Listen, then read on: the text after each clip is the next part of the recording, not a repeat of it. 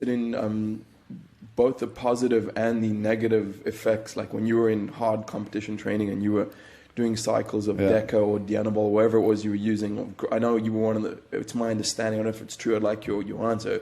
You were one of the first bodybuilders to experiment with growth hormone and... Well, I don't think so. I used growth hormone in the early 90s and it had been used before that. Okay. I don't really think so. Growth hormone is another thing. Growth hormone can increase muscle mass and minimize body fat, but it's not, you know, just because of the name growth hormone, it sounds like it's, you know. But combined with steroids, I think it took everything to a different level. Okay. You know, Schwarzenegger and those guys in their 70s, they were just using steroids. Mm-hmm.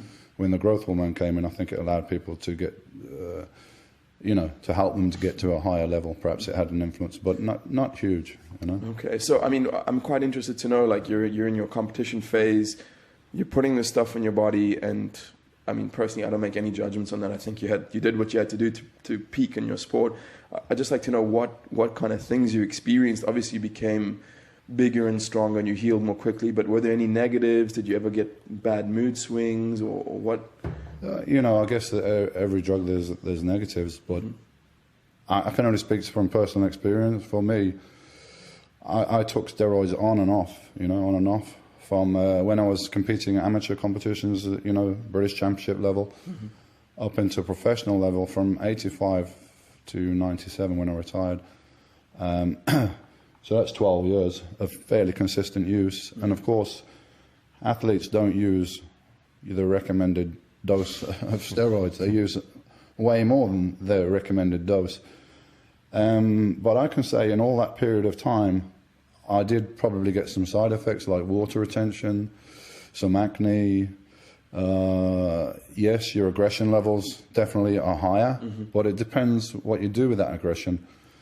You know, I took it out, I utilized it for my training in the gym. You're more positive, you're more aggressive. That's great for training. But, you know, if you're out somewhere and you have a few pints and you're in a club or something, it's probably not a good thing, you know. And I've seen people that work in that environment, work on the doors and things like that, they get themselves into trouble, you know, because of this. But it varies, again, from one person to another. We all know that alcohol can make people, you know, lower their inhibitions and make them more aggressive. And, you know, one guy can have a few pints and turn into a total aggressive asshole. Somebody else could be totally chilled, you know, so it depends on the individual. Because, you know, the mainstream media would have us believe that, you know, you say you cycled steroids for 12 years and I mean, you should have like a horn growing out of your forehead now, you know, but you look like a relatively healthy guy. You look better than my dad than when he was 15. I got to say, of any pharmaceutical drugs that you could take for 12 years, way over the dosage that's recommended, that's going to be a very mild drug. I mean, this is a hormone, you know. I've got a friend who is now looking at a kidney transplant, and because he destroyed both of his kidneys. And he's a bodybuilder, and I asked him, no, it wasn't through steroids. I don't know anybody that's had, you know, you'd have to really, really super abuse it and take the piss before you'd get anything severe side effects. This guy is talking about having a kidney transplant and losing his kidneys because he took Nurofen. And Nurofen is an over-the-counter drug. You know, if you get a bottle of aspirin from the pharmacy now and drink that and take a whole bottle of aspirin, it'll burn through your stomach line and you'll die. You know, Nurofen just destroyed the guy's kidneys. And these are things you can get over the counter. Okay. You know, so that kind of puts it in perspective a little bit, I think. So, hypothetical scenario, you mentioned you have a son. He came to you and said, Dad, like, I'm thinking of doing a cycle. I mean, you'd be cool with that? Well, he's 28 years old, so that's already happened. Okay. Yeah, absolutely. I mean, if you decide, I tell people, look, if you're thinking about it, look at all the facts. Get as much information as you can, factual information. I mean, when I started doing it in the mid-80s, there was a couple of underground books that are out there. I mean, photocopied. Underground steroid book from Dan Duchesne, that was probably the only thing out. And then there was another book, Anabolic Steroids in Sports, by Dr. James Wright, who, and both these guys I actually met as well. That was about it. I mean, there's no internet. No, you know, there's just gym rumors and stuff.